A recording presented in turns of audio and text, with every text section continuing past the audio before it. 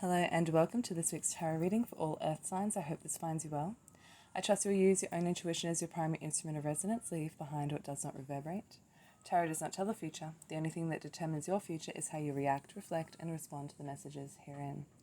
In front of me I have the Devil card, the Knight of Swords, the Queen of Swords, the Four of Wands, Wheel of Fortune, the Page of Cups, the Three of Pentacles, the Ace of Wands, and the Two of Pentacles. And what this is telling me is that you're currently in a relationship, whether that be a friendship or a romantic partnership, where you're feeling as though you're slipping back into bad habits, or you're getting distracted, and you have expressed your feelings to this person. You kind of are wearing your heart on your sleeve kind of thing, and you want to smooth things over and just set the premise for how you want this relationship to unfold, and they're just not receiving you. They're not receiving your point of view, and they're taking it a little bit too personally. And you are showing up to this relationship. You're showing up and you're showing your love and your gratitude towards this person, but they're wanting more. They're wanting more of your time. They're wanting more of your attention, and it's drawing you away from the things that you actually want to be doing or should be doing, with that Three of Pentacles and that Ace of Wands here. And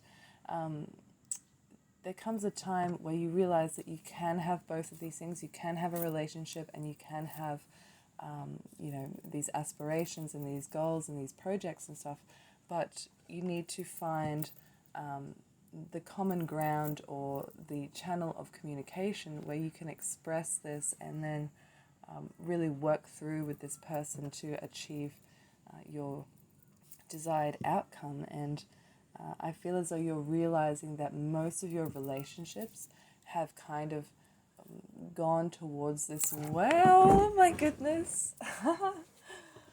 A kookaburra just landed on my desk. Hello. Sorry, I'm just going to pause the recording here.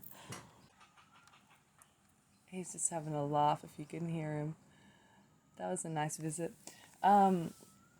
Sorry, where was it? Oh, you're feeling as though, the relationships that you have had in the past have kind of gone down this path where you've had to sacrifice your public image, or sacrifice the things that you want to do in order to make this other person happy, or in order for your relationship to be functioning. And then that leaves like the rest of your life just not functioning at all. And it's these cycles that you're finding yourself in. And you really do wear your heart on your sleeve, and you want to air these things out and talk with the person that you love, but you're just finding that they're just kind of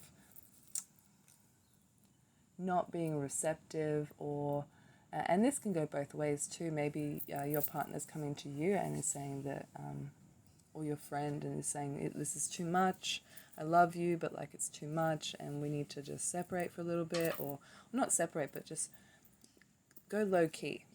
Like not be so crazy intense, and just realize that you both have your own lives and your own goals and stuff. And these cycles you're finding in your relationships, and how to break these cycles. And you really do want to have happiness. Like you really do want to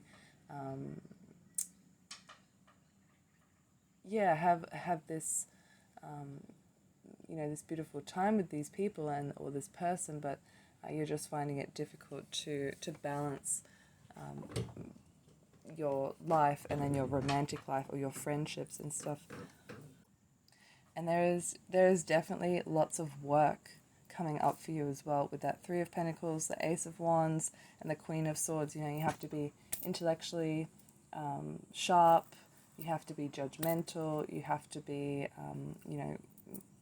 have your shit together, and be cutting in how you approach these opportunities and these people that are coming into your life, and just really vetting every moment and understanding its value, or its the lack of value in these experiences and these people that come in front of you. And there's a lot of work, or a lot of creative projects that are showing up. And it's just trying to find that place where you realize that you can have both, you can have it all, but you need to be working in harmony with people who understand that you're involved in all of these facets, you're involved in all of these different things, and just because your attention, goes somewhere else for some time doesn't mean that you're neglecting or you're abandoning that other part. It just means that you're just focused on this other thing for a little while, and then you're coming back. And this, like I said, it goes both ways. Maybe you're coming to terms with this with your partner, that they can't always be giving you attention all the time because they have to do what they want to do, and it's not because they don't love you or anything like that. It's just that they got to do that, otherwise they won't progress. And then as a a couple, or as a friendship group, you can't progress. So that's just what I'm seeing here, and really being receptive to being truthful, and speaking your truth, and understanding that freedom comes in a lot of different ways, and sometimes it's a difficult thing to understand and to fathom, and also to accept that other people's ideals of freedom don't necessarily match yours. But if there's a conflict or just some sort of disagreement, or not being able to see eye to eye or anything like that, it's going to work out. It's just going to take a little bit of time to get the details, and to process, and to hear each other, and to work out the plan. And that's where the Queen of Swords comes in as well. She's this judicial figure that has to make the judgments, and makes the plans, and has that tenacity going forward to execute these plans with precision, and not to waver from the overall goal. And this I don't want to say conflict or argument or anything like that, but like this realization has come in very quickly to you, or to your partner, or your friendship group, whoever it may be. And it's bringing up a lot of memories, or a lot of like bad habits, or things that have kind of just been pushed under the rug, that haven't been dealt with in a really long time. And it's kind of caught you off guard a little bit. But again, with the Wheel of Fortune, there is that fortuitous auspiciousness that comes in processing. And of course, you have with the Wheel of Fortune, it's a rotor, it's rotating. So there is that movement, and you need to push through this, and figure it out slowly. And there's actually two wheels here. The Four of Wands as well on the Thoth deck is symbolized by a wheel of wands with the sun in the middle. So just finding yourself, finding your center, and sticking with it, and realizing that if you're asking the other person, or telling the other person how you feel, you just sit in your center, and you sit in your confidence, and all of that sort of stuff. But if somebody's asking you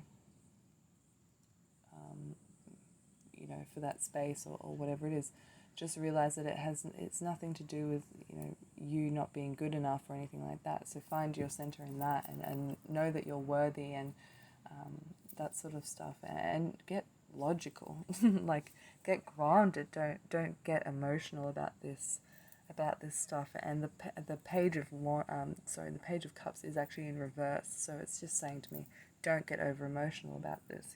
Just look at it from a pragmatic, practical kind of way, and just realize, like we need to progress, and sometimes attention goes to other places, and it doesn't mean that it's not that you're good enough or anything. It's just that sometimes we have other stuff to do, and you know, if you don't do that stuff, then it piles up, and then you get anxious, and then you become a dickhead, and then your relationship falls apart anyway. So, like, yeah, just get rational about it. All right. Well, thank you for listening. I hope you enjoyed your reading. Bye.